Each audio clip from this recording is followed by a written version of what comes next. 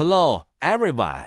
Today I will teach you how to upgrade the original center control of BMW X3. This original car has very few functions and can only be controlled by the knob. Today to make a change to it. This is our modified car radio. Features are very rich. Support touch and knob operation. In addition, you can also use wireless Carplay. Android Auto. You can use voice assistant. The touch screen allows you to make calls, listen to music, and navigate anywhere you want using an online map. Want to know how? Follow the video. Now let's explain the procedure. Before you remove the fire, remove the air outlet. Then remove the key panel and the original car main engine inside the panel. And finally remove this screen. Does it sound very simple? Let's get ready to start. Before dismantling, we prepare a plastic tool, and then start to pry from the bottom of the outlet, and then take it out after loosening. After we remove it, let's take a look. There are 3 plugs here. Now we remove the first ignition plug. Then remove the second double flash plug and the third car door lock plug. It has been removed. Please note that the 2 black plugs can be pressed down by the buckle. Then the white plug uses a toothpick-sized tool to push into the hole. Now let's remove the key panel, which has 4 screws, 2 on the top and 2 on the bottom. For the 2 screws below, we need to remove the small panel first before we can see them.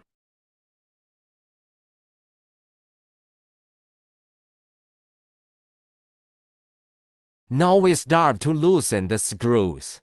The first, second one, the third one, the fourth.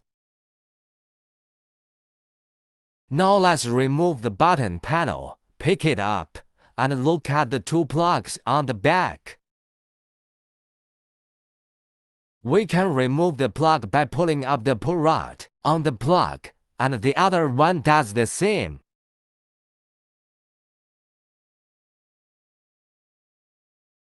Start to remove the original car main engine. Look at it has 4 screws. We have to remove it in turn.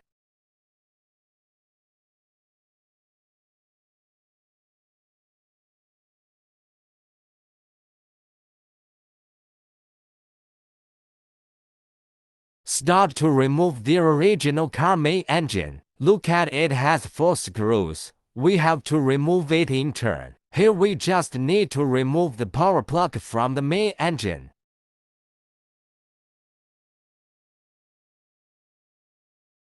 Now let's start to remove the screen. Look at it. There are 2 screws underneath it. Let's remove both of them.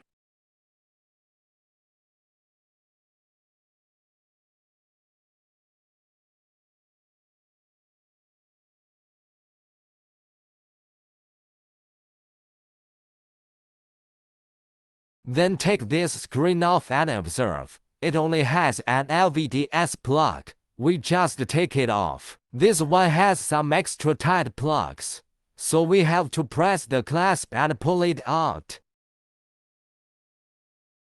All disassembled. This is what it looks like. Ready for installation. This is our new power harness. We put the new power harness through the host, then along the key panel, along the outlet, and finally through the white power source from the screen position. Note that the AUX output plug should always be connected to the AUX input plug. Otherwise the screen will have no sound. Here we go. This is the power plug of the original main engine. We take the fiber cable off the back of it, and then connect it to the back of the new power harness plug.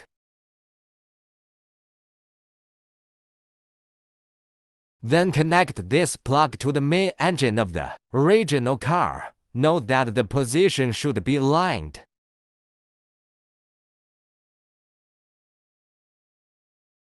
Then connect the other black plug of the new power harness to the original host power plug. After all the connections are finished, we will arrange the wire and install the main engine back.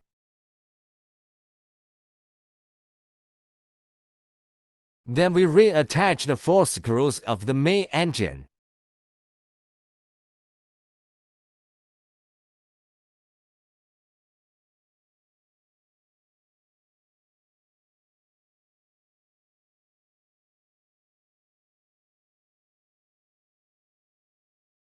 Now let's reconnect the plug on the back of the key panel.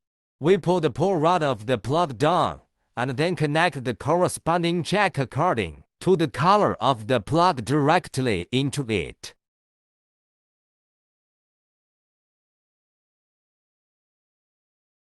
Then attach the key panel and reattach its 4 screws.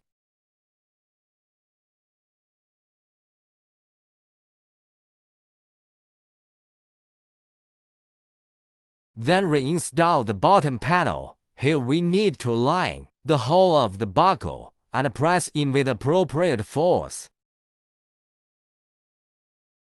Now we install the plastic base of the new screen. We thread the LVDS plug and white power source from the original car.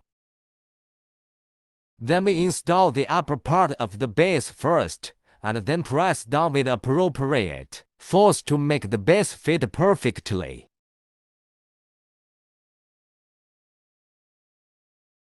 After installation, we fixed the base of the new screen, or the original screw hole. We can fix it.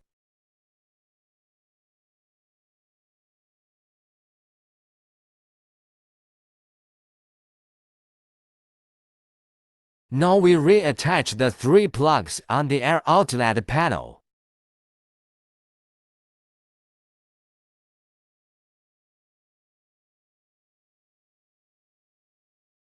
After the connection is complete, align the air outlet panel with the buckle and its hole position and press in.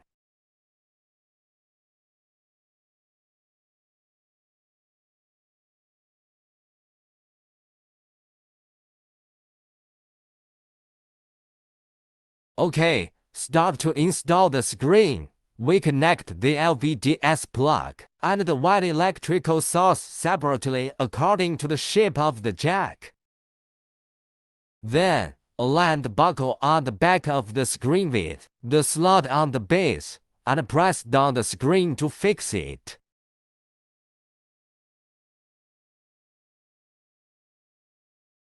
It's installed. Fire it up.